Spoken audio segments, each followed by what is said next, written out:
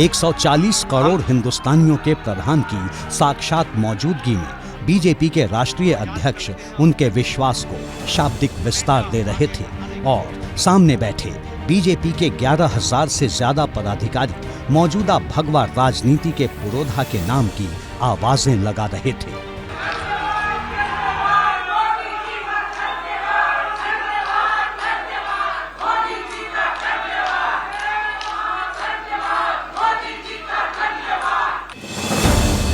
मोदी सरकार के विकास की व्याख्या करते करते बीजेपी के अध्यक्ष ने राम मंदिर का जिक्र किया और फिर पूरा हॉल राममय हो गया।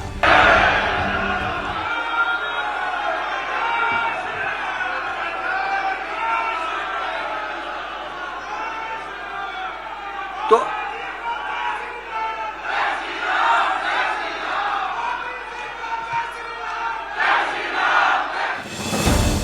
असल में ये सिर्फ नारेबाजी नहीं है, ये प्रधानमंत्री मोदी के समृद्ध और सनातन भारत की उस सोच का एक सिरा है जिसके इर्द गिर्द 2024 का चुनाव करवाने की रणनीति है। सियासी हवा का रुख अपने हिसाब से मोड़ने में माहिर प्रधानमंत्री मोदी की इसी चुनावी लकीर पर मुहर लगाने के लिए दिल्ली में बैठक हो रही है।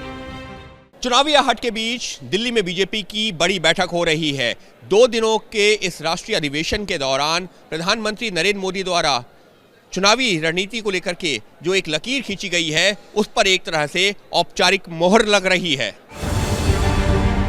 ये दृश्य है सत्ताधारी पार्टी की उसी बैठक का जो दिल्ली के भारत मंडपम में चल रही है।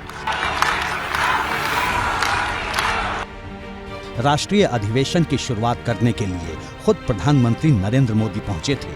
उन्होंने कार्यक्रम की शुरुआत की और फिर बीजेपी उसी दिशा में आगे बढ़ी जिसकी प्रस्तावना खुद प्रधानमंत्री मोदी ने लिखी है। राष्ट्रीय अधिवेशन में विकसित भारत को लेकर प्रस्ताव पास किया गया। दूसरे दिन राम मंदिर को लेकर प्रस्ताव पास किया जाएगा। मतलब बीजेपी का चुनावी एजेंडा साफ, सरल और स्पष्ट है। धर्म और कर्म, इन्हीं 2 पहियों पर पीएम मोदी की अखंड जीत के अश्वमेध रथ को दौड़ाने की तैयारी है। बीजेपी के राष्ट्रीय अधिवेशन के पहले दिन 11,000 से ज्यादा पदाधिकारियों को प्रधानमंत्री मोदी ने उस लक्ष्य को हासिल करने का मंत्र दिया जिसे वो बार बार दोहरा रहे हैं। नरेंद्र मोदी जी ने सबसे महत्वपूर्ण बात ये कही कि भाजपा 370 और एनडीए 400 पार। इसमें भाजपा 370 ये मात्र आंकड़ा नहीं है। तो इस चुनाव में भाजपा का कार्यकर्ता 370 सीटें जीतकर यह आह्वान आदरणीय प्रधानमंत्री जी ने कार्यकर्ताओं को किया। देश के कोने कोने से पहुंचे बीजेपी नेताओं को प्रधानमंत्री मोदी ने बताया कि कैसे 10 साल से देश विकास की सीढ़ियां चढ़ रहा है। प्रधानमंत्री नरेंद्र मोदी ने बीजेपी नेताओं से कहा कि यदि वो अगले 100 दिनों तक जी तोड़ मेहनत कर लेंगे तो हैट्रिक के लक्ष्य को पाना आसान हो जाएगा। उन्होंने ये भी कहा कि जिन जिन लोगों को सरकारी योजनाओं का लाभ मिला है उनसे सीधा संपर्क करें। प्रधानमंत्री नरेंद्र मोदी ने मंत्र दिया है कि अगले 100 दिनों तक बूथ बूथ जाएं, देश के युवाओं तक जाएं और उनको बताएं कि 10 साल में देश कितना बदला है। 2014 से पहले देश की क्या हालत थी और आज देश की क्या ताकत है। भारत मंडपम में मौजूद भाजपा कार्यकर्ताओं और नेताओं को 100 दिन का टास्क देते हुए प्रधानमंत्री नरेंद्र मोदी ने एक एक कर सब कुछ समझाया। उन्होंने कहा कैसे भारत सरकार ने भ्रष्टाचार मुक्त विकास में सफलता पाई है। ये बात आम आदमियों तक पहुंचाने की जरूरत है।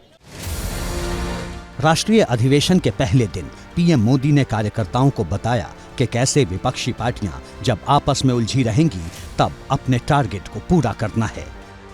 विपक्ष इस चुनाव में तू मैं की राजनीति ज्यादा करेगा, अनावश्यक भावनिक मुद्दाओं को ज्यादा उछालेगा, लेकिन हमको विकास के आधार पर हमने जो गरीब कल्याण का काम किया है उस गरीब कल्याण के काम को लेकर ही आने वाले दिनों में हमारा कैंपेन होगा।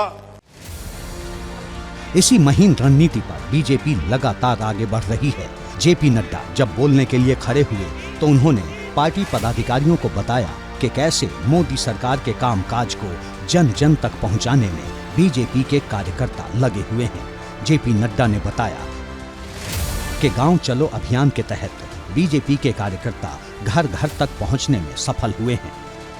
लोकसभा प्रवास योजना में 161 हारी हुई सीटों पर केंद्रीय मंत्रियों के 430 प्रवास हुए हैं। फिर मोदी सरकार के कामकाज का जिक्र करते हुए जेपी नड्डा ने सत्ता में वापसी के यकीन को कुछ यूं दोहराया। हमारी वोट परसेंटेज वेस्ट बंगाल में 10% थी। हमारी सीट की संख्या 3 थी विधानसभा में। आज हमारी संख्या 77 चुनाव जीत करके आए और हमारी वोट शेयर 38.5% हुआ है। वह दिन दूर नहीं है। अगली बारी के लिए तैयार हो जाइए, वह बारी हमारी है। प्रधानमंत्री मोदी की मौजूदगी में बीजेपी अध्यक्ष ने दावा किया कि 10 सालों से कैसे सरकार ने विकास को नया आयाम दिया है। प्रधानमंत्री नरेंद्र मोदी लगातार विकास की रफ्तार बढ़ाने की बात कर रहे हैं। प्रधानमंत्री नरेंद्र मोदी देश को दुनिया की तीसरी बड़ी अर्थव्यवस्था बनाने का लगातार दावा कर रहे हैं और ऐसा दावा वो पिछले कुछ वक्त से लगातार करते आ रहे हैं। तो पहले ये समझिए कि विकसित भारत के जरिए आखिर क्या है बीजेपी की 400 सीट जीतने की रणनीति।